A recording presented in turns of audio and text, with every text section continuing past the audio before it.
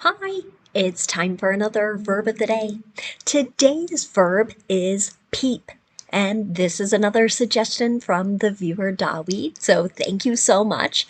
Let's now take a quick look at some of the definitions or the ways that we use this verb. The first way you might see or hear the verb peep used means to look quickly and secretively at something, especially if it's through a narrow opening. We'll see some examples of this a little bit later, but you might think of a hole, right, where someone is trying to get a quick and secretive look. A second way peep gets used means for something to be just barely visible. So something might begin to appear slowly and become visible that way, or it might be sort of through some opening that again makes something now visible. A third and very different way you might encounter the verb peep can mean to make a cheeping or beeping sound. So think of something very high pitched in sound. But for now, you should know that peep is a regular verb. If you want to make the progressive form of this verb, all you need to do is add ing, and that forms peeping. The past tense and the participle forms of this verb can be made by just adding ed. Our base verb, peep, ends with an unvoiced sound. P sounds are unvoiced in English. This means our ed ending is going to make a T sound, and I'm not going to add an extra syllable as I say it. So the past tense and the participle forms of our verb should sound like this. Peeped, peeped. Okay. Now, there are actually a number of phrasal verbs that use our verb of the day. So we're going to continue to talk about slight differences in meaning that you might encounter, and I'll try and review some verb tenses as we go along. The first phrasal verb we'll discuss is to peep at.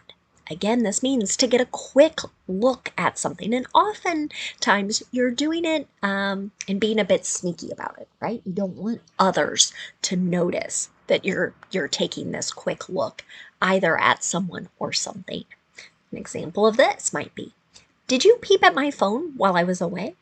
Right? So here, someone's asking, right? Did you take kind of a quick, sneaky look at maybe my messages, something that was meant to be private?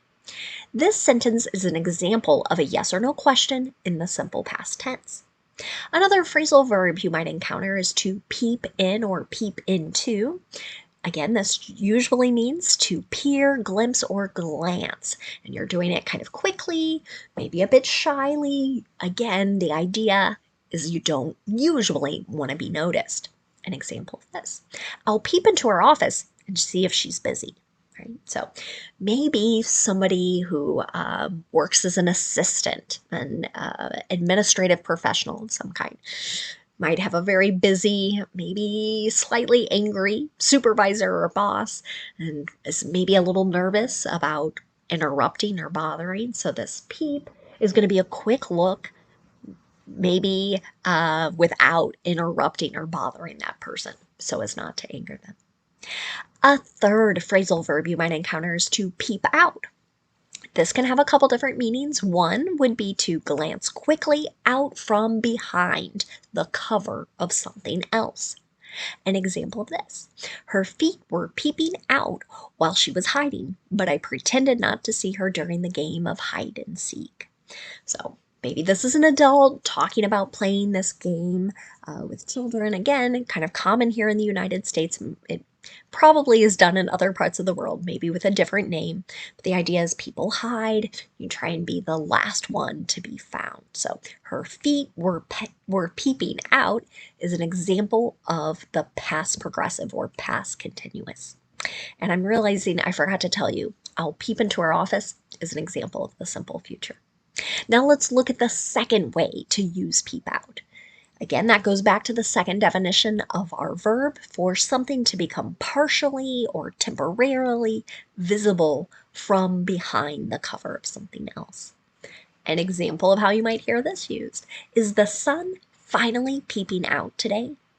So this is an example of present progressive or present continuous, right? And we sort of want to know, are we finally able to see at least a part of the sun here, right? Maybe it's been a very cloudy day up until this point. Another phrasal verb you might encounter is to peep out of. So again, the idea here is you are trying to sneak a glimpse, right? Take a look at something without others noticing that you're looking. This could be of someone or something, and usually it's really common to hear this used kind of through a hole. Okay, so an example of this is that gopher peeping out of the hole, right? So kind of think of a little animal kind of sticking its head up and out, maybe to see, is it safe for me to run out and maybe try and catch a prey? Who knows? That's a yes or no question also in the present progressive or present continuous. The next phrasal verb we'll discuss is to peep over. Again, a couple ways we could use this. One way to use it means to raise up and sneak a glance over some barrier. An example of this, and I've got a typo here. The neighbor peeped over the fence. So you can see from yesterday's verb, the neighbor peeked over the fence to see what the commotion was. It would have about the same meaning. And we'll talk more about that in another video a little later. But the neighbor peeped over the fence. Again, maybe they don't really want to be noticed, right? Commotion might be, maybe there are some loud noises. You're hearing some banging, maybe fighting type sounds, right? This person maybe doesn't want to get involved, but is still sort of curious. Another way to use peep over means to be revealed partially above the top of something else. An example of this, their hats are peeping over the top of the wall, right? So you can see just the top part of the hat. Maybe someone was trying to be secretive, maybe not. But again, this is visible over the wall. That's another present progressive or present continuous sentence. The last phrasal verb we'll discuss is to peep through. That means to take a quick glance through something. An example of this. Can you peep through the keyhole and see anything? Right? So again, we're talking about an object, right, where we have a hole, we have some space. So someone is saying, look through it. And again, I hope you're noticing here, a lot of these definitions are connected to that idea of being sneaky or secretive, but trying to look at something without being noticed. Now, let's spend a moment looking at some words that are related to our verb peep. And the first word we're going to discuss today is just the noun form of the word.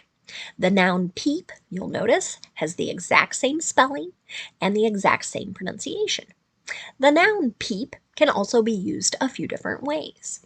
The first way to use the noun means a quick or secretive look.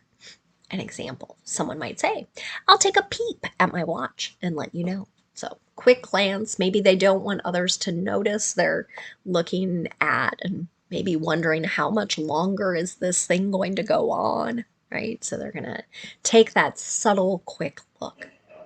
Another way the noun peep gets used is to talk about any sort of slight sound, utterance, or perhaps even a complaint. An example of this, I haven't heard a peep from them all day. It's pretty common to hear this used in the negative.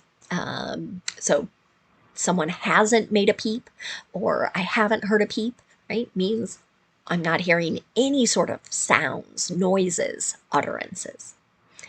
A third way to use the noun peep refers to a high-pitched sound. Most commonly, we're going to use it to talk about the sounds you might hear from a young bird or another type of animal. So an example, maybe you're outside with a friend or a loved one and you hear sort of high-pitched noises, you might say, do you hear those peeps, right? As you're trying to figure out where is it coming from. I've got one more word for us today, It's the noun peepers. And while I don't think it's super common to hear this in 2024, if you're watching any old movies or TV shows, maybe reading an old book, sometimes this word gets used as a bit more informal way to talk about someone's eyes. So I know growing up, I had some teachers that were a bit older, and they would say things like, keep your peepers on your own papers, right? So, right, they didn't want us to look at our neighbor's work and copy anything, right? So this is really just another way of saying keep your eyes on your own test or your own assignment. Again, a special thanks to Dawid for making this suggestion, and I thank you all so much for watching. Have a great day.